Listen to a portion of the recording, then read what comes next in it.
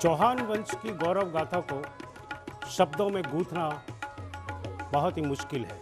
इतिहास अपनी कहानी कहता आ रहा है, लेकिन वर्तमान हम सबको सोचने पर मजबूर कर रहा है। और सोचना इसलिए भी ज़रूरी है कि पूरी एक जाति, उसकी पूरी वंश परंपरा, उसकी पूरी संस्कृति, उसकी पूरी भाषा, सब कुछ बदलने के लिए बड़े पैमाने पर काम चल रहा है। मजबूर ये लोग इस बात की आशा रखते हैं कि आप अपने कदम बढ़ाएं और इनके जीवन को अपनाएं। मैं जला ऐसा जला बस जल जला ही आ गया, एक लपट भर में ही मैं पूरी अमावस खा गया। धर्म था मेरा निभाहा, यह धर्म का आदेश था, एक तीली के सहारे शुभ कार्य का आवेश था। भूल कर भी कभी मेरी कृपा मत मानिए, आत्महूति ही सत्य है, इस सत्य को पहचानिए। इस भारत में एक वंश का एक वर्ग ऐसा भी है जो न मुसलमान है और न ही पूरा हिंदू। कुछ बातें वे इस्लाम की मानते हैं और कुछ हिंदुओं की, या यूं कहें कि उनके कई रीति रिवाज मुसलमानों के भी हैं और कई हिंदुओं की परंपराएं भी। कुछ शर्तें उन्हें इस्लाम की कबूल है तो वहीं उनकी जीवन शैली हिंदुओं की। कौन हैं ये लोग? कौन से वंश के हैं ये लोग? क्या है इनका इतिहास और क्या है इनके मौजूदा हालात? ये सब हम जानेंगे, लेकिन इसके पहले हम बात करते हैं हिंदू सम्राट पृथ्वीराज चौहान की। करीब 800 साल पहले सन 1166 ईस्वी में एक पराक्रमी सम्राट का उदय होता है। नाम पृथ्वीराज चौहान। गुजरात के सोमनाथ से लेकर दिल्ली तक पृथ्वीराज चौहान का विशाल साम्राज्य था। अजमेर के पृथ्वीराज चौहान ने अपना विजय अभियान महज 14 वर्ष की उम्र से ही प्रारंभ कर दिया था। कई लड़ाइयां लड़ी, देखते ही देखते अपने साम्राज्य को कई गुना विस्तार दे दिया। नौहर, भादरा, भटिंडा, आमेर और हस्तिनापुर सहित कई ठिकाने पृथ्वीराज चौहान के साम्राज्य में शामिल थे। वही अजय मेरू है जिसमें अंतिम सम्राट पृथ्वीराज का जन्म हुआ था। तारागढ़ का वही दुर्ग है। बाद में नाना नंगपाल के यहाँ गोद चले गए, दिल्ली पति हो गए। इस अजमेर और मगरा मेरवाड़ा की धरती के चप्पे चप्पे पर चौहान वंशी योद्धाओं के पराक्रम की गाथा लिखी है। अजमेर के पास में चामुंडा का मंदिर, जिस किले में जन्म हुआ था, तारागढ़ का दुर्ग, इसी के साथ में अर्णोराज द्वारा निर्मित आना सागर, इसी के साथ में शिवपुरा का घाटा, चांग की धूनी, कितने ही ऐसे झाग की माता का स्थान, शामगढ़ का किला, एक एक स्थान चौहान वंश के उस गौरव की गाथा कह रहा है। इसी चौहान वंश के चीता और मेहरात ऐसे हिंदू हैं जो इस्लाम की 3 शर्तें जी रहे हैं। वे खतना करवाते हैं, वे हलाल का मांस खाते हैं और शव को दफनाते हैं।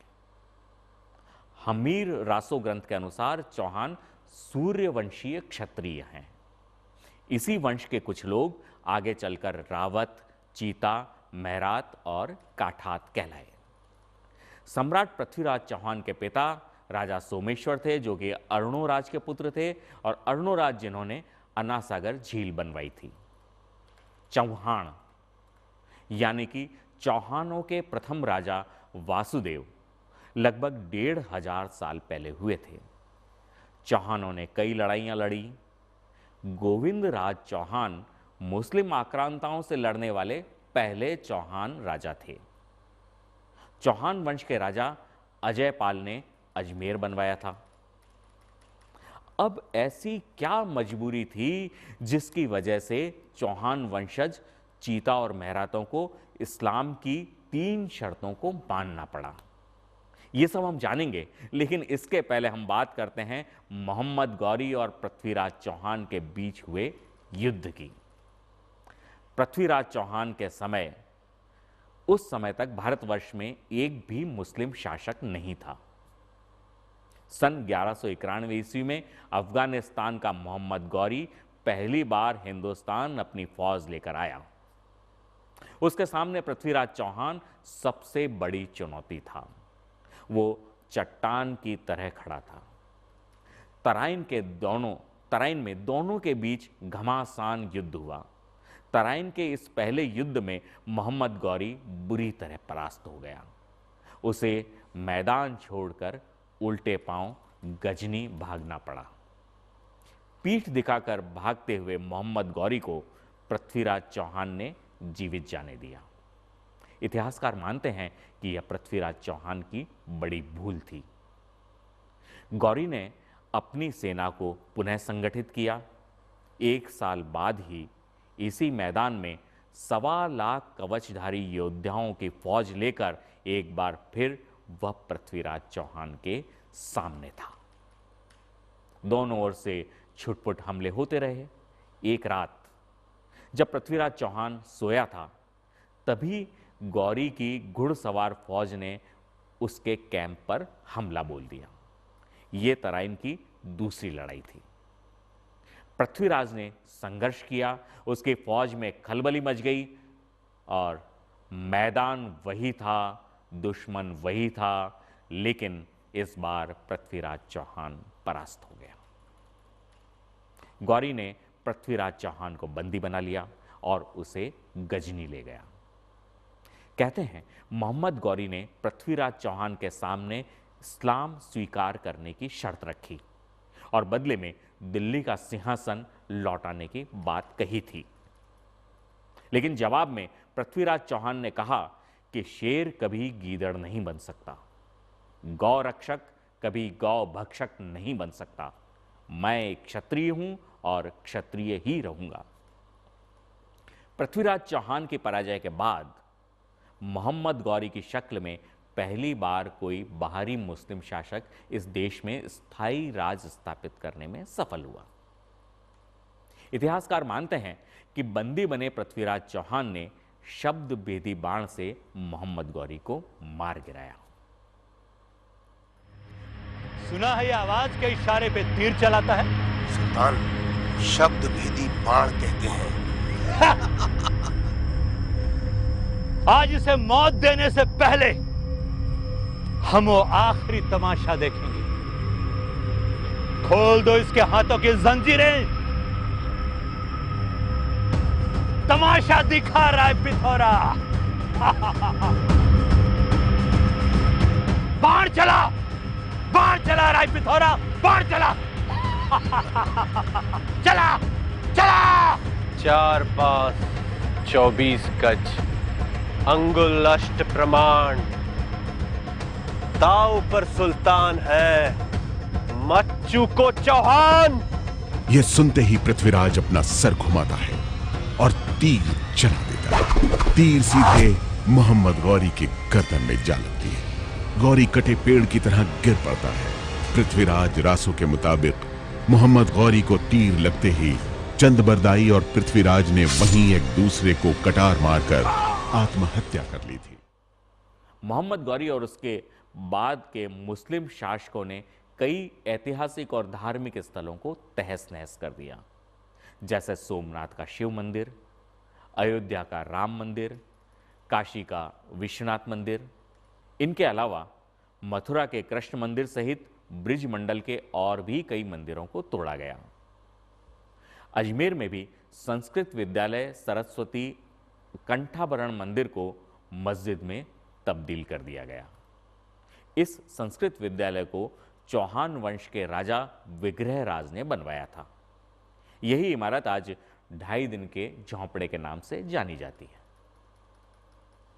तो हम बात कर रहे थे कि ऐसी कौन सी मजबूरी थी कि चौहान वंशज चीता और महरातों को इस्लाम की 3 शर्तें माननी पड़ी। दरअसल तराइन के दूसरे युद्ध के बाद से ही गौरी के सिपह सालारों ने जमकर आतंक फैलाया। अजमेर और उसके आसपास के क्षेत्रों में बसे पृथ्वीराज चौहान के वंशजों को चुन चुन कर मारा।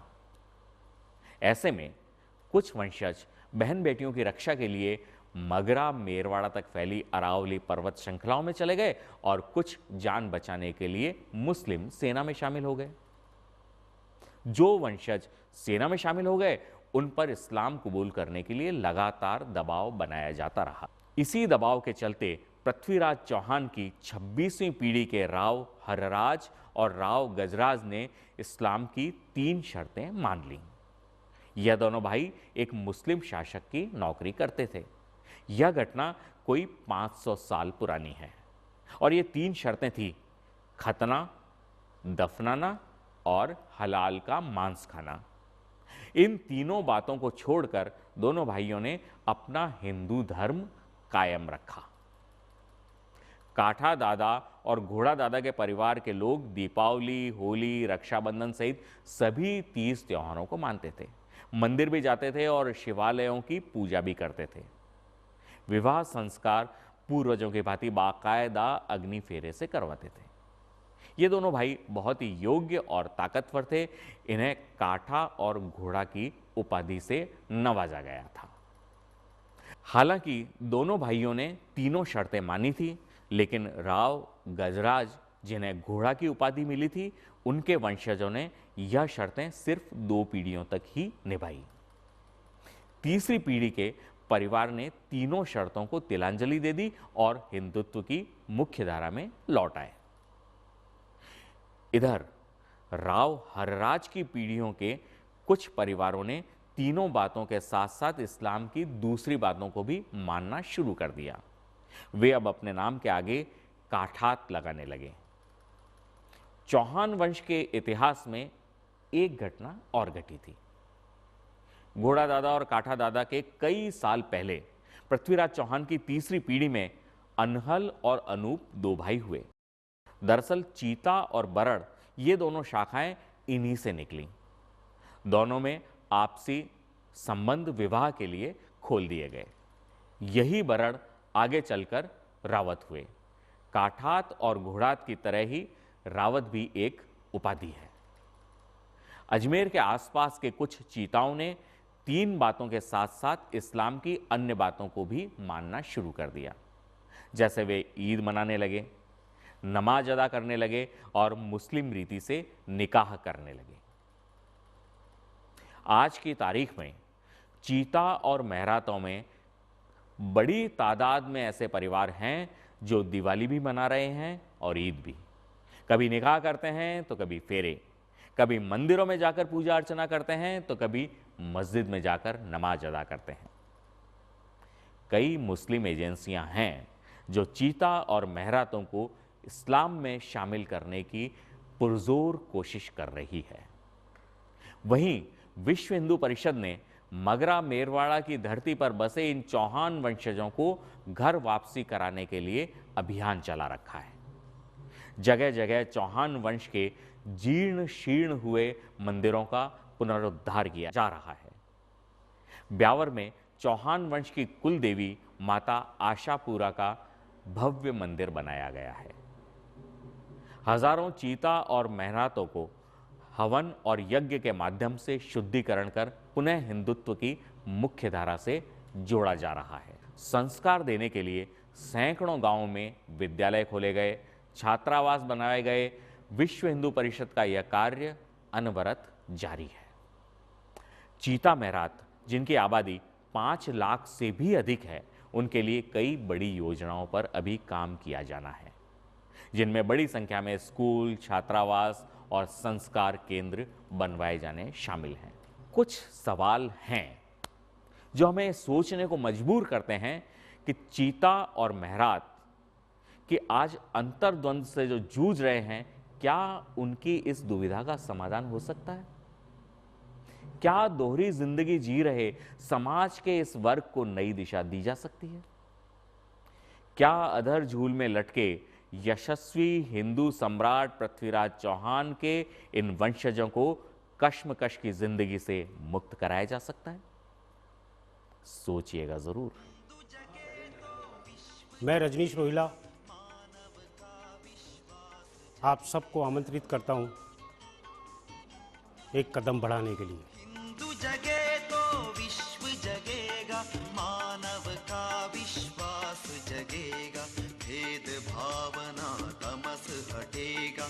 समरसता अमृत बरसेगा, हिंदू जगेगा।